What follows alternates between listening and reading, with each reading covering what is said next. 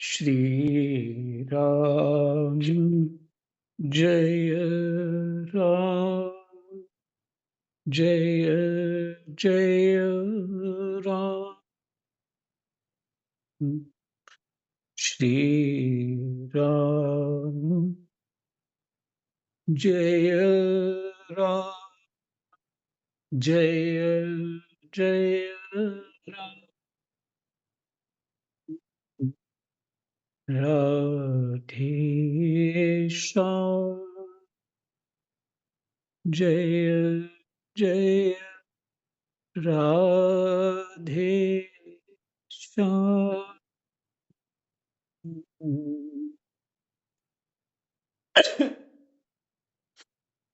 श्री गणेशाय नमः। श्री सीतारामाभ्यां नमः। श्री हनुमते नमः। श्री उमापते नमः। श्री गुरुवे नमः। सब संतन की जय जय जय जय सीताराम। राधे श्याम।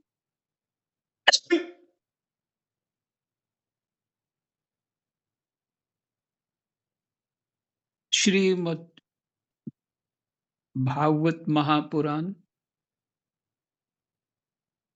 तृतीय स्कंध और चतुर्थ अध्याय और श्लोक संख्या 19 से पाठ करेंगे।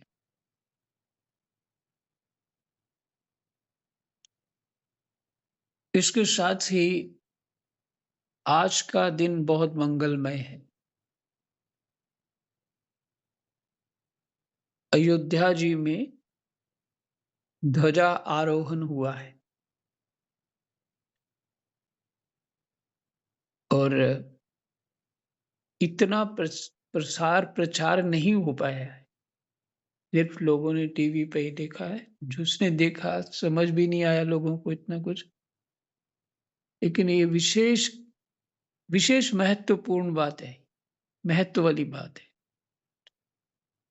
और ध्वजारोहण के जो चित्र हैं वो व्हाट्सएप पे एक दूसरे को शेयर करना चाहिए ताकि उसका प्रचार प्रचार हो सके। इससे जनमानस में जागरूकता होती है। नहीं तो लोग लगे हैं अपने कामों में फंसे हुए हैं, कुछ भी नहीं, लेकिन एक महत्व उनको हृदय में आएगा। कितना बड़ा काम हुआ है, इस सदी में बहुत बड़ा काम हुआ है ये। तो ये बहुत विशेष प्रसन्नता का विषय है। और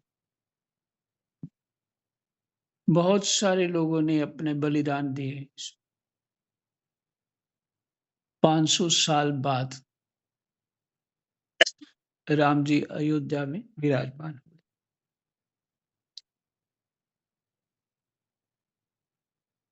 जय जय।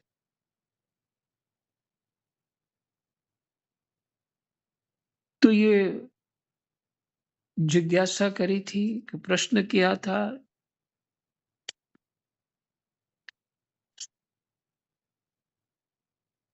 उधर उद्धव जी और विदुर जी की चर्चा हो रही।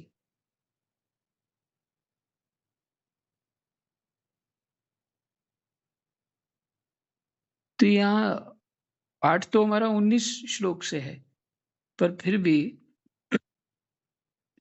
17 श्लोक से पाठ कर रहे हैं। देव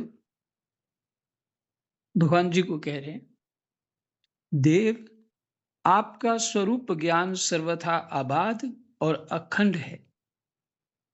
फिर भी आप सलाह लेने के लिए मुझे बुलाकर जो भोले मनुष्यों की तरह बड़ी सावधानी से मेरी सम्मति पूछा करते थे, प्रभु आपकी वह लीला मेरे मन को मोहित सा कर देती है।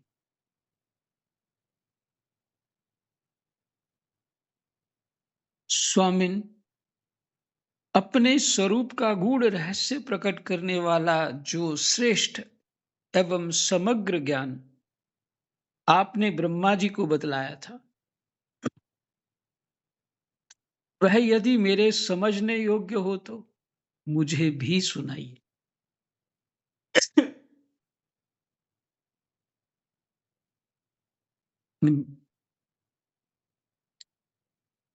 भगवान जो जिनको ब्रह्मा जी को उपदेश दिया है, वही भगवान श्री कृष्ण है। वो तो नारायण रूप से उन्होंने उपदेश दिया था, क्योंकि नाभि कमल से वो प्रकट हुए थे। तो ब्रह्मा जी यही वो श्री कृष्ण है, जो अपनी एक दीनता प्रकट करी, यदि मेरे योग्य हो। वहां तो ब्रह्मा जी को कितना बड़ा तप करना पड़ा, फिर जाके ब्रह्मा जी को उनका दर्शन हुआ। वो तप तो हमारी समय कितना था, हमारी कल्पना से परे है वो समय। इतनी देर तप किया उन्होंने। लेकिन उद्धव जी जो भगवान के साथ खेले भी हैं, वार्ता भी करते हैं और उद्धव जी से भगवान सलाह भी लेते हैं मित्रवत। नीत प्रीत परमार्थ स्वार्थ, कौन राम सन जान जथार्थ। यही है प्रभु की करुणा मूर्ति। जो भगवान है, जीव जैसा चाहता है वही स्वरूप हो जाते हैं। तो उद्धव जी जैसा चाहते थे, उसी तरह भगवान उनके साथ व्यवहार करते हैं। तो विनम्रता से कहते हैं, यदि वो बात, वो ज्ञान मेरे योग्य हो अगर यदि, तो आप मुझे सुनाइए। क्योंकि ब्रह्मा तो विशेष स्थिति में,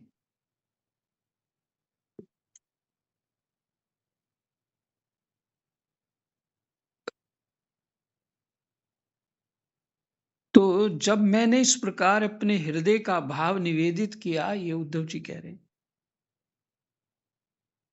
तब परम पुरुष कमल नयन भगवान श्री कृष्ण ने मुझे अपने स्वरूप की परम स्थिति का उपदेश दिया। इस प्रकार पूज्य पाद गुरु श्री कृष्ण से आत्म तत्व की उपलब्धि का साधन सुनकर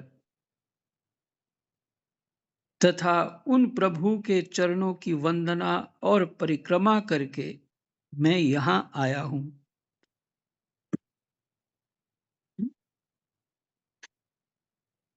इस समय उनके विरह से मेरा चित्त अत्यंत व्याकुल हो रहा है। विदुर जी, पहले तो उनके दर्शन पाकर मुझे आनंद हुआ था, किंतु अब तो मेरे हृदय को उनकी विरह व्यथा अत्यंत पीड़ित कर रही है।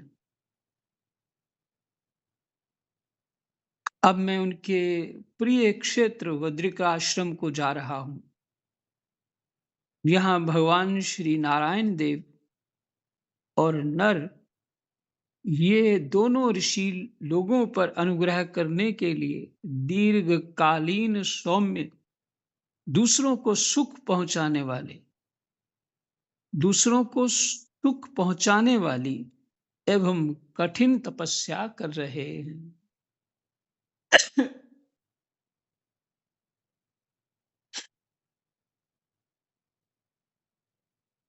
श्री सुखदेव जी कहते हैं, इस प्रकार उद्धव जी के मुख से अपने प्रिय बंधुओं के विनाश का असह्य समाचार सुनकर परम ज्ञानी विदुर जी को जो शोक संपन्न, राम राम, जो शोक उत्पन्न हुआ, उसे उन्होंने ज्ञान द्वारा शांत कर दिया। जब भगवान श्री कृष्ण के परिकरों में प्रधान महाभागवत उद्धव जी बद्रिकाश्रम की ओर जाने लगे, तब कुरुश्रेष्ठ विदुर जी ने श्रद्धापूर्वक उनसे पूछा।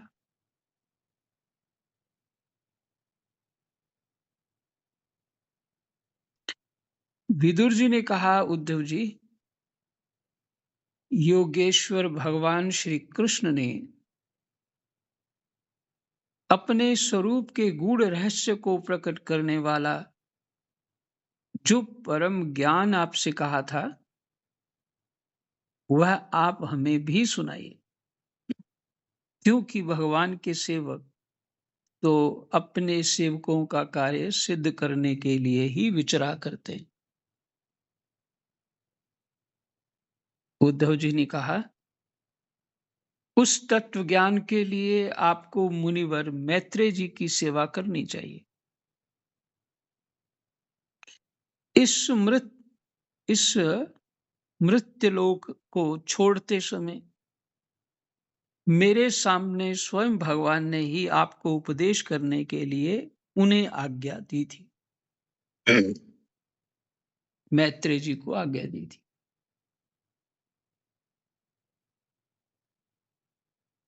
उद्धव जी ने इस बात के लिए उनको बताया कि मैं साक्षी हूं उस बात का। मेरे सामने ही मैत्रेय जी को आज्ञा दी थी कि उद्धव विदुर जी आएंगे तो उनको उपदेश करना। श्री सुखदेव जी कहते हैं, इस प्रकार विदुर जी के साथ विश्व मूर्ति भगवान श्री कृष्ण के गुणों की चर्चा होने से उस कथामृत के द्वारा उद्धव जी का वियोग जनित महान ताप शांत हो गया।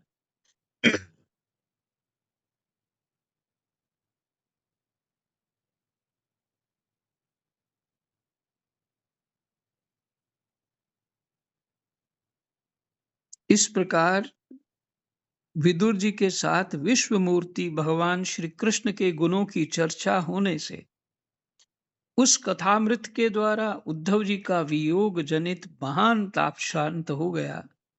यमुना जी के तीर पर उनकी वह रात्रि एक क्षण के समान बीत गई। फिर प्रातः काल होते ही वे वहां से चल दिए। राजा परीक्षित ने पूछा, भगवान वृष्णिकुल और भोजवंश के सभी रथी और युद्धपतियों के भी युद्धपति नष्ट हो गए थे। यहां तक कि त्रिलोकीनाथ श्री हरि को भी अपना वह रूप छोड़ना पड़ा था। फिर उन सबके मुखिया उद्धव जी ही कैसे बचे रहे? श्री सुखदेव जी ने कहा, जिनकी इच्छा कभी व्यर्थ नहीं होती, उन श्री हरि ने ब्राह्मणों के शाप रूप काल के बहाने अपने कुल का संहार कर अपने श्री विग्रह को त्यागते समय विचार किया,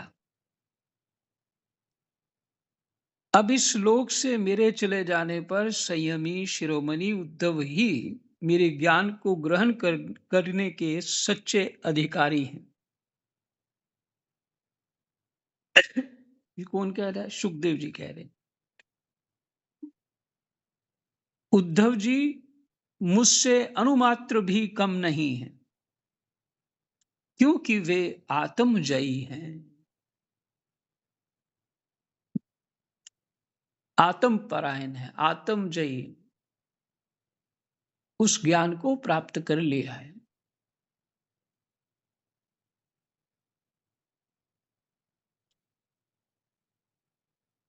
विषयों से कभी विचलित नहीं हुए, अतः लोगों को मेरे ज्ञान की शिक्षा देते हुए वे यहीं रहे। अतः लोगों को मेरे ज्ञान की शिक्षा देते हुए वे यहीं रहें। वेदों के मूल कारण जगत गुरु श्री कृष्ण के इस प्रकार आज्ञा देने पर उद्धव जी बद्रिकाश्रम में जाकर समाधि योग द्वारा श्री हरि की आराधना करने लगे। कुरुश्रेष्ठ परीक्षित, परमात्मा श्री कृष्ण ने लीला से ही अपना श्री विग्रह प्रकट किया था और लीला से ही उसे अंतर्धान भी कर दिया। कारागार की लीला तो आप जानते ही हैं। और यहाँ व्याध के द्वारा पैर पे वान लगने से शरीर छोड़ दिया।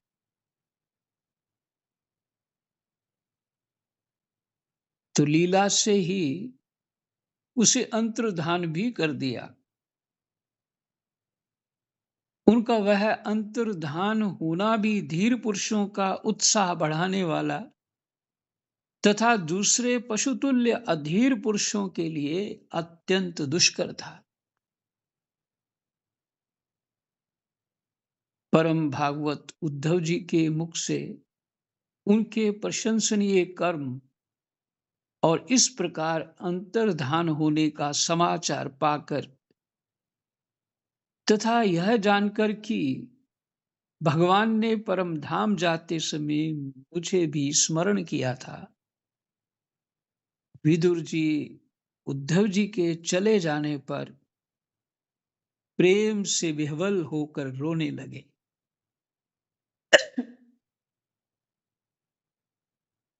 इसके पश्चात सिद्ध शिरोमणि विदुर जी यमुना तट से चलकर कुछ दिनों में गंगा जी के किनारे जा पहुंचे, जहां श्री मैत्रेय जी रहते थे। जय जय सीताराम, राधे श्याम। हमारा तृतीय स्कंद का चतुर्थ अध्याय विश्राम, पांचवा अध्याय।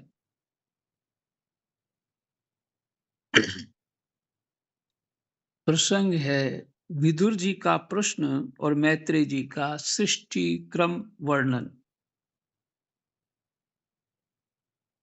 वही ज्ञान जो ब्रह्मा जी को दिया था वो मैत्रेय जी विदुर जी को देंगे।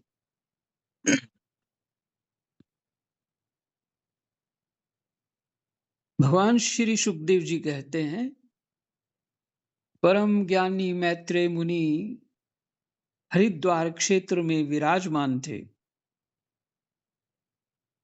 भगवत भक्ति से शुद्ध हुए हृदय वाले विदुर जी उनके पास जा पहुंचे और उनके साधु स्वभाव से आप्यायित होकर उन्होंने पूछा।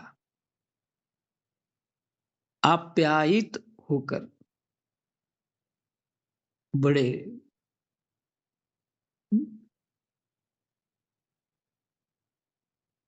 बहुत एक आत्मीयता मान करके, बड़े करुणाकर मान करके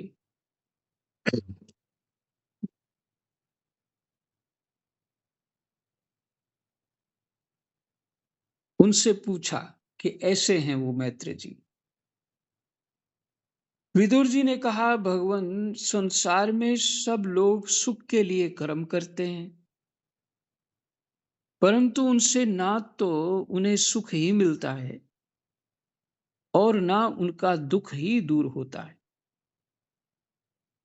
सुख कभी आया नहीं और दुख कभी गया नहीं, बल्कि उससे भी उनके दुख की वृद्धि ही होती है जो कर्म करते। अतः इस विषय में क्या करना उचित है, ये आप मुझे कृपा करके बतलाइए।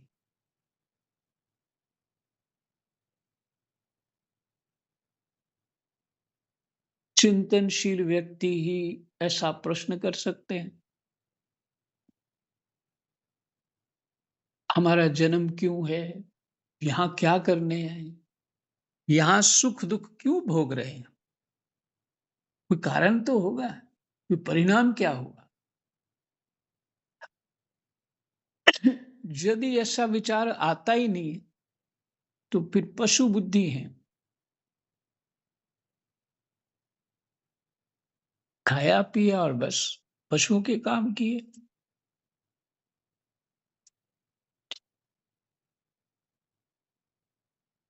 तो ये प्रश्न जहाँ तक मुझे लगता है सबके चित्त में आता है।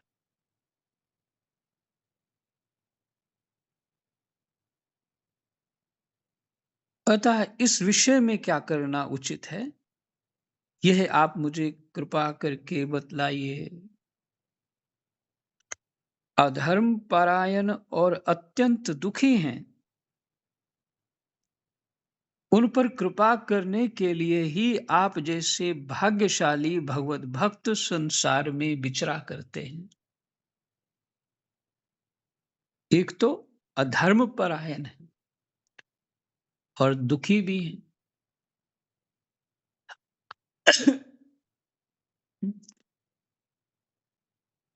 अच्छा, एक बात इसमें, अधर्म परायण कौन हो जाता है? जो मनमुखी हो जाता है, कि मन को ही सब कुछ मान लेता है, बुद्धि को पीछे कर देता है, मन को मानता है। मेरे मन में ये है, जैसा मन चाहे खाना पीना, जैसा मन चाहे बोलना, जैसा मन चाहे व्यवहार करना, वैसा ही मन के अनुसार जीवन यापन करते रहना, तो वो जो है वो अधर्म परायण होता है।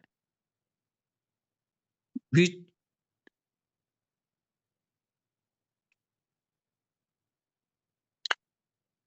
और इसमें एक बात स्मृति, इस बात से थोड़ा सा उसका संबंध तो है, परंतु पूरा संबंध नहीं। वो स्मृति में आ गया इसलिए सुना दे दो। पहले भी इसकी चर्चा हो चुकी है, फिर भी स्मरण तो करा ही देना चाहिए। द्रौपदी जी कहती हैं युधिष्ठिर जी को, महाराज हम धर्म का पालन करते हैं, पर दुख हमारा पीछा नहीं छोड़ते हैं। दुख लगे ही रहते हैं हम, कोई ना कोई भयंकर से भयंकर मुसीबत लगी रहती, तो सुख तो नहीं आ रहा। सुख होना चाहिए क्योंकि हम धर्म परायण हैं। तो युधिष्ठिर जी आश्चर्य कर लेते हैं, आश्चर्य से पूछते हैं, द्रौपदी तुम्हें धर्म के पालन करने का फल पता नहीं है क्या? क्या फल होता है धर्म पालन करने का? धर्म ते विरति योग ते ज्ञान। इस संसार का जो स्वरूप है वो समझ आ जाता है और फिर वैराग्य हो जाते हैं। विरति मैंने वैराग्य।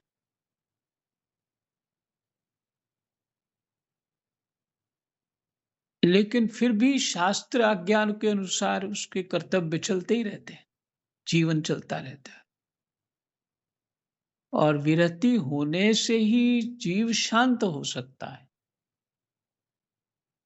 मेरे सारे कार्य संपन्न ठीक ठीक हो जाए फिर मैं शांत हो जाऊंगा, ये किसी को नहीं हो पाया। वो परीक्षित को भी नहीं हो पाया था। वो तो गलती करवा दी भगवान ने, उनसे तो श्राप मिला तो तुरंत भजन करने लग गए। संभव नहीं कि शांत हो निसब हो गया, ठीक है मैं भजन करता हूँ, ये संभव नहीं। तो कोई ना कोई बहाना लेके संसार में दुख रूप कोई ना कोई समस्या देके जीव संसार से बिल्कुल मुंह मोड़ लेता है और भगवत भजन में लग जाता है। ऐसे तो संभव ही नहीं। तो देखो करुणा ये है,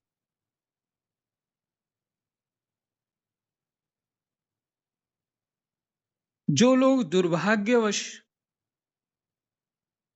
भगवान श्री कृष्ण से विमुख, अधर्म परायण और अत्यंत दुखी हैं, उन पर कृपा करने के लिए ही आप जैसे भाग्यशाली भगवत भक्त संसार में विचरा करते हैं। विदुर जी ने कहा।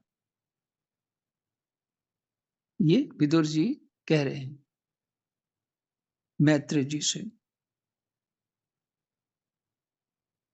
साधु शिरोमणि, आप मुझे उस शांतिप्रद साधन का उपदेश दीजिए जिसके अनुसार आराधना करने से भगवान अपने भक्तों के भक्तिपूत हृदय में आकर विराजमान हो जाते।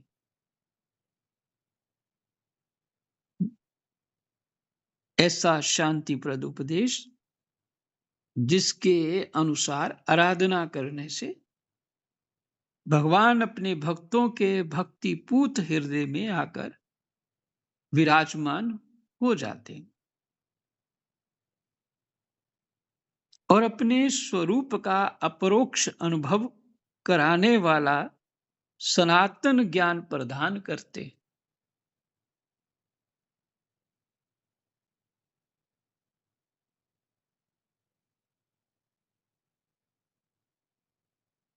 भगवान विराजमान होते हैं, फिर हृदय में, और फिर अपने स्वरूप का और अपरोक्ष अनुभव कराने वाला सनातन ज्ञान प्रदान करते हैं, भगवान ही करते हैं। त्रिलोकी की नियंता,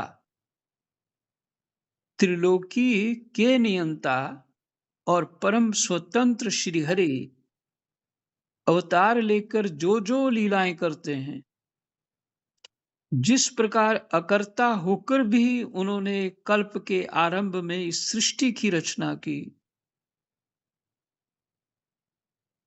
जिस प्रकार इसे स्थापित करके वे जगत के जीवों की जीविका का विधान करते हैं, फिर जिस प्रकार इसे अपने हृदयाकाश में लीन कर वृत्ति शून्य हो योग माया का आश्रय लेकर शयन करते हैं, और जिस प्रकार वे योगेश्वर प्रभु एक होने पर भी इस ब्रह्मांड में अंतर्यामी रूप से अनुप्रविष्ट होकर अनेकों रूपों में प्रकट होते।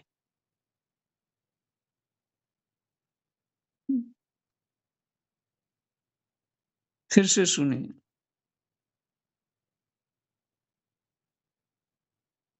जिस प्रकार इसे अपने हृदयाकाश में, मैंने हृदय में लीन कर वृत्ति शून्य हो योग माया का आश्रय लेकर शयन करते, और जिस प्रकार वे योगेश्वर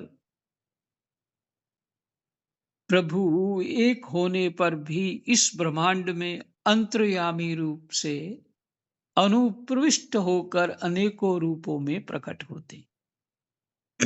इस ब्रह्मांड में अनेक रूप, जो भी रूप है, जो भी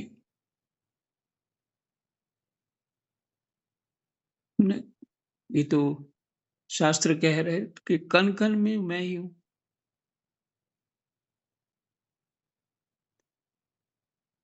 तो हिरण्यकश्यप ने कहा कि फिर अगर सब जगह है तो क्या खंबे में है? उसने कहा हाँ, खंबे में भी है। तो वो प्रत्यक्ष कर दिया, हाँ मैं खंबे में भी हूं। जिस रूप में मुझे तुमने खंबे में से ढूंढा, मैं वैसा ही निकल आया हूं। क्योंकि वो दृष्टि उसकी शत्रु बुद्धि थी ना भगवान के प्रति। तो भगवान जी भी उसी रूप में प्रकट हुए। यथा माम प्रपद्ये।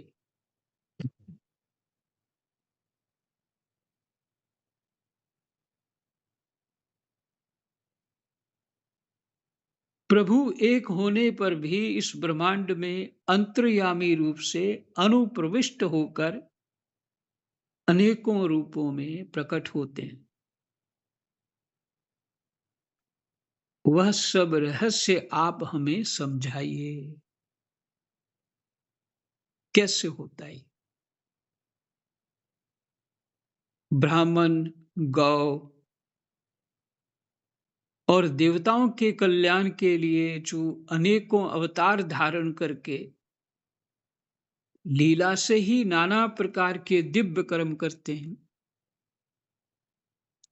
वे भी हमें सुनाइए। यशस्वियों के मुकुटमणि श्री हरि के लीलामृत का पान करते करते हमारा मन तृप्त नहीं होता।